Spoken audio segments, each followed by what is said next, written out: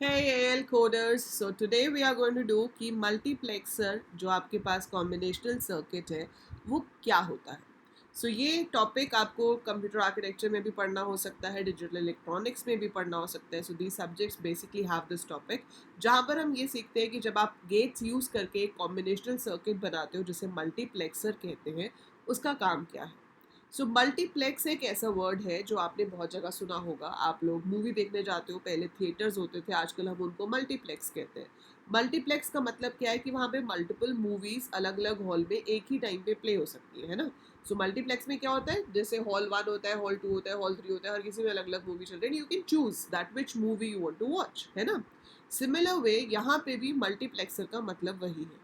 सो multiplexer का मतलब है कि मल्टीपल इनपुट्स हैं लेकिन उसमें से एक आउटपुट हमें सिलेक्ट करना है. So we are getting multiple inputs but we have to select one of the outputs, right. सो यहाँ पर आपके पास जब हम बात करते हैं कि कितने इनपुट्स होंगे, कितने आउटपुट्स होंगे, तो ये जो आप अभी स्क्रीन पे देख रहे हो इसे हम ब्लॉक डायग्राम ऑफ मल्टीप्लेक्सर कहते हैं. पर हम अभी इसका डिटेल्ड सर्किट करेंगे कि कैसे होता है. सो ये है आपके inputs, right.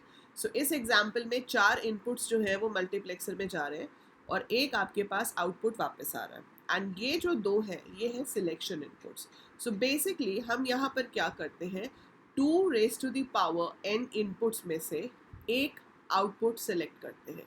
So 2 raise to the power n inputs होते हैं जिसमें से एक आउटपुट सेलेक्ट किया जाता है on the basis of n selection inputs. अब इसका क्या मतलब है, देखो, अगर सिलेक्शन इनपुट 2 होंगे तो 2 रेज टू द पावर 2 4 में से कोई एक आउटपुट सेलेक्ट कर सकते हो. अगर सिलेक्शन इनपुट 3 होंगे तो 2 रेज टू द पावर 3 मतलब 8 में से कोई एक सेलेक्ट कर सकते हो. अगर 4 होंगे तो 16 में से कोई एक सेलेक्ट कर सकते हो.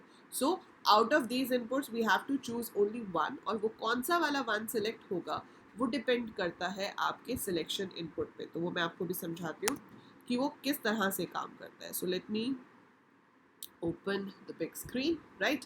सो अब बात कर रहे हैं हम मल्टीप्लेक्सर की. सो मल्टीप्लेक्सर आपका 2x1 भी हो सकता है, ठीक है. It can be 4x1, it can be 8x1, 16x1, जो भी होगा, पर ये 2 की पावर में होगी हमेशा ये वैल्यू. सो ये वैल्यू जो होगी चाहे 32x1 हो, 64x1 हो, but this will always be some power of 2, ठीक है. तो 2 raise to the power n आपके टोटल इनपुट्स हो जाएंगे यहाँ पर, और उन इनपुट्स में से कौन सा वाला आउटपुट में जाएगा वो चीज़ डिसाइड की जाएगी by n number of selection inputs. For example, अगर मेरे पास एक 2x1 मल्टीप्लेक्सर है जिसके अंदर 2 ही इनपुट्स आ सकते हैं, I0 I1, इसमें से कोई एक ही आपके आउटपुट में जाएगा. And this will be decided on the basis of one selection input only. सो अगर सिलेक्शन इनपुट 0 है तो आउटपुट में I0 पास हो जाना चाहिए. अगर सिलेक्शन इनपुट 1 है तो इसमें I1 पास हो जाना चाहिए. तो सिंपल सी चीज़ होगी, दो ही तो चीज़ें थी कि भाई 0 हुआ तो पहले वाले को भेज दो, 1 है तो दूसरे वाले को भेज दो, है ना. So we can easily choose दो ऑप्शंस में से कौन सा चाहिए. अब अगर यही 4x1 हो जाता है, 4x1 के केस में आपके पास यहाँ पर 4 इनपुट्स हैं. We have I0, we have I1, we have I2, we have I3 and one output we need. अब इन चारों में से कौन सा सिलेक्ट होगा उसके लिए 2 सिलेक्शन इनपुट्स का इस्तेमाल हो रहा है जो कि है S0 S1. अब देखो, हम ये शुरू से करते आ रहे हैं कि जब भी बाइनरी में आपके पास 2 बिट्स होते हैं तो उसके पॉसिबल कॉम्बिनेशंस कितने बनते हैं, 4. 0 0 0 1 1 0 1 1, है ना. So we get 4 combinations. या तो दोनों बिट्स 0 हो सकती हैं, या 0 1, या 1 0, या 1 1. अगर ये दोनों बिट्स 0 होती हैं तो आपके पास आउटपुट में क्या आएगा, तो आपके पास आउटपुट में आएगा पहला वाला इनपुट, दैट इज I0, ठीक है. अगर ये 0 1 है that means I1 should go in the output. अगर ये 1 0 है तो I2 should go in the output. और अगर ये 1 1 है तो I3 should go in the output, right. सो ये इसका होना चाहिए truth table. But truth table तो ठीक है, लेकिन इसका सर्किट कैसे बनेगा, ये तो क्या है, ब्लॉक डायग्राम है. ब्लॉक डायग्राम तो आप कितने भी साइज का बना लो. 8x1 का ब्लॉक डायग्राम बनाना है आपको, तो 8x1 का मल्टीप्लेक्सर है. यहाँ पे इनपुट कितने हो जाएंगे, I0 I1 I2 I3 so on up till I7। 3 selection input होंगे हमारे पास, S0, S1, S2 and we will be having 1 output. तो आउटपुट तो 1 ही होना है, इनपुट कितने भी है ना। अब जब 3 बिट्स होंगी तो 3 बिट्स के पॉसिबल कॉम्बिनेशन बनते हैं 8। अगर ये तीनों 0 हुई तो आउटपुट I0 होगा, अगर ये 0 0 1 हुई तो आउटपुट I1 होगा, अगर 0 1 0 हुई तो आउटपुट I2 होगा, 0 1 1 हुई तो आउटपुट I3 होगा, 1 0 0 हुआ तो I4, 1 0 1 है तो I5, 1 1 0 है तो I6 और फाइनली अगर ये चारों नहीं तीनों 1 है तो I7। ठीक है, 4 आपके पास तब होंगे जब आपको 16 में से एक सिलेक्ट करना होगा। सो ये तो कॉम्बिनेशनल सर्किट का ब्लॉक डायग्राम है और ट्रुथ टेबल है, बट इसका इंटरनल सर्किट भी तो आपको देखना है कि कैसा होगा। So if you want to see the internal circuit वो मैं आपको बताती हूँ। पहले फटाफट से कमेंट करके बताओ इतना समझ में आ गया। ठीक है, सो इतना क्लियर है कि सिलेक्शन इनपुट्स क्यों चाहिए। सो अगर आपके पास 2 raise to the power n inputs हैं तो n सिलेक्शन इनपुट्स की हेल्प से हम चूज़ कर सकते हैं कि उसमें से हमें कौन सा रिजल्ट चाहिए। अब बात आती है इसके सर्किट की। तो सर्किट देखो, इसमें लगते हैं एंड गेट्स। ठीक है, मैं 4x1 बना के दिखाती हूँ आपको। सो जितने भी आपको चाहिए आप उतने एंड गेट्स लगा लोगे। अगर आपको 8x1 चाहिए तो आप 8 एंड गेट्स बनाओगे। सो ये 4 मैंने एंड गेट्स बनाए।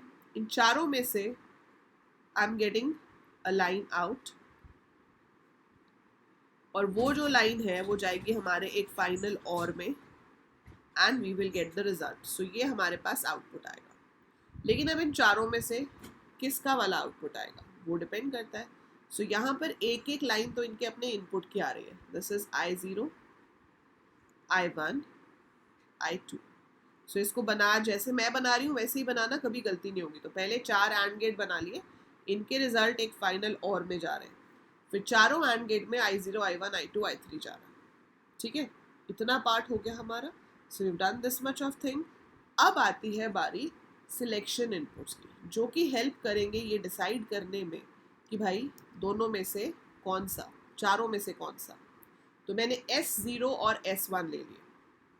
अब एक आपको लेनी है नॉर्मल लाइन, एक आपको लेनी है कॉम्प्लीमेंट की लाइन। इसकी भी एक नॉर्मल और एक कॉम्प्लीमेंट की लाइन। कॉम्प्लीमेंट की लाइंस क्यों चाहिए? पहला एंड गेट तब चलता है जब S0 और S1 0 0 होते हैं, है ना। पहला वाला कब चलना था? 0 0 पे। जब सिलेक्शन इनपुट 0 0 होंगे तो इसमें से डेटा पास होना चाहिए। तो ये तब काम करेगा जब ये दोनों 0 0 होंगे, बट इसको तो हमें 1 ही भेजना है ना काम करने के लिए। एंड तो 1 सिर्फ तभी देता है जब दोनों बिट्स 1 होंगे। तो अब मेरा इनपुट तो 0 0 आ रहा है, तो इसके पास 1 1 कैसे आएगा? कॉम्प्लीमेंट करके ही आएगा। तो आप इस लाइन का कॉम्प्लीमेंट ऐड करोगे, इसका भी आप कॉम्प्लीमेंट ऐड करोगे। तो जहाँ पे 0 0 है मुझे S0 का कॉम्प्लीमेंट और S1 का कॉम्प्लीमेंट ऐड करना होगा। जब 0 1 आएगा तो S0 का तो मैं कॉम्प्लीमेंट ऐड करूँगी, लेकिन ये तो मेरा 1 है, इसका मैं 1 ऐड करूँगी। ठीक है, ये काम करेगा 1 0 पे। सो 1 0 पे काम करेगा, मतलब ये 1 हो गया, इसका अब आप 0 कंटिन्यू करवाओ।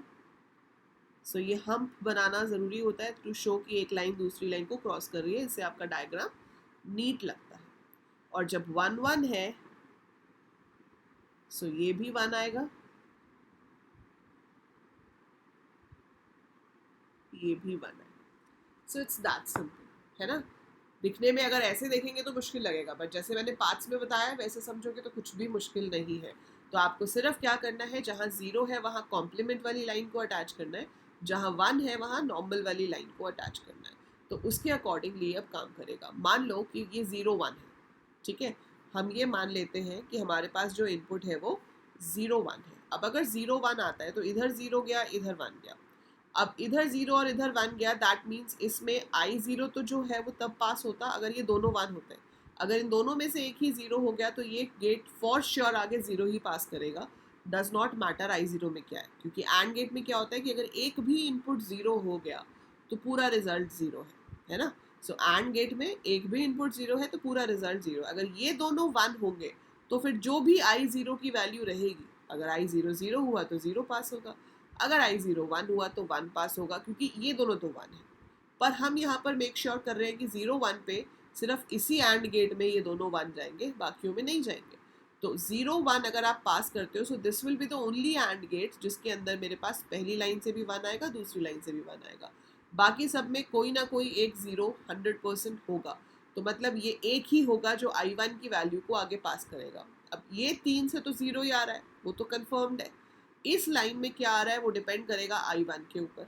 अब अगर I1 0 है तो यहाँ से भी 0 आ रहा होगा और आउटपुट में 0 आ जाएगा। अगर ये 1 है तो यहाँ से भी आगे 1 आएगा, और बाकी तो 3 0 ही थे, तो 0 + 1 मतलब और में कोई भी एक 1 हो तो रिजल्ट 1 आता है, तो रिजल्ट 1 आ जाएगा। सो जो भी वैल्यू I1 की होगी वो यहाँ से पास होकर इधर आ जाएगी, अगर आपका सिलेक्शन इनपुट 0 1 है तो। अगर सिलेक्शन इनपुट 0 0 है तो I0 की वैल्यू पास हो जाएगी। अगर आपका सिलेक्शन इनपुट 1 0 है तो I2 की वैल्यू पास हो जाएगी, और अदरवाइज I3। सो बेसिक सा कंसेप्ट ये है कि भाई हमें ये दो लाइंस को 1 1 करना है for the gate which should work. बाकी केसेस में आपके पास एक ना एक 0 ज़रूर होगा जो कि पूरे रिजल्ट को 0 बना देगा। तो एक ही एंड गेट का जो इनपुट है वो आगे पास हो पाएगा, और वही हमारे पास फाइनल रिजल्ट में आएगा। So this is your 4x1 मक्स मतलब multiplexer which helps you to choose one output out of given options। ठीक है, सो ये आपका 4x1 मल्टीप्लेक्सर है। आई होप समझ आ गया होगा और इंटरेस्टिंग भी लग रहा होगा। बहुत ही मज़ेदार टॉपिक है, अगर आप इंटरेस्ट से करते हो so it's very very very interesting. 8x1 multiplexer बनाने के लिए आपको 8 एंड गेट का इस्तेमाल करना पड़ेगा, और उस 8 एंड गेट के आपको बाइनरी नंबर्स तो पता ही है। तो आप S0 S1 S2 जो सिलेक्शन इनपुट्स लोगे, इसके आपको लेने हैं कॉम्प्लीमेंट्स लाइक दिस। ठीक है, तो वही पहला जो है वो 0 0 0 है, मतलब तीनों के 0 यहाँ पर अटैच होंगे I0 के साथ। फिर ऐसे ही ये I1 है तो दिस इज 0 0 1, तो इसका सिर्फ हमारा 1 अटैच होगा, बाकी दोनों के 0 0 अटैच होंगे। ऐसे करके आप इसको पूरा बनाओगे। So try making it of your self, आप इसको अपने आप से बनाओ। फिर आप इसे मुझे टेलीग्राम पे शेयर कर सकते हो। सो टेलीग्राम का ग्रुप का लिंक नीचे डिस्क्रिप्शन में गिवन है। BCA BTech का जो ग्रुप है वो आप ज्वाइन कर सकते हो। अदरवाइज AL कोडर्स ऐप के ऊपर अपना चैट ग्रुप होता है, आप मुझे पर्सनल मैसेज भी कर सकते हो चैट पे। तो इसकी फ़ोटो क्लिक करके जो आपने बनाया है आप मुझे भेज सकते हो टू चेक कि बताओ मैम हमने सही बनाया है या नहीं बनाया है। So you can send me and I definitely give you the feedback कि आपने सही बनाया है या नहीं। ठीक है, सो एक तो आप ये करेंगे। बाकी हम आगे करेंगे एक वीडियो में कि 2x4 मतलब मल्टीपल 4x1 मल्टीप्लेक्सर्स को यूज़ करके भी हम एक 8x1 मल्टीप्लेक्सर बना सकते हैं। कैसे बना सकते हैं that we will be doing later in another video, but that is also possible कि छोटे साइज़ के मल्टीप्लेक्सर्स को यूज़ करके बड़ा मल्टीप्लेक्सर बनाया जा सके। बट फिलहाल के लिए आप प्रॉपर सर्किट वाला बनाओगे। मैंने आपको 4x1 बना के दिखाया है, आप मुझे 8x1 बना के भेजोगे। So that's it for this video. I'll see you again in the next video with some interesting topic of computer architecture। ये सब्जेक्ट ही बहुत इंटरेस्टिंग है। सो हम आगे और भी ऐसे बहुत सारे सर्किट्स करेंगे, और फिलहाल तो हम नेक्स्ट वीडियो में करेंगे कि किस तरह से आप छोटे मल्टीप्लेक्सर्स को मिलाकर बड़ा मल्टीप्लेक्सर बना सकते हो। That's it for this video, take care.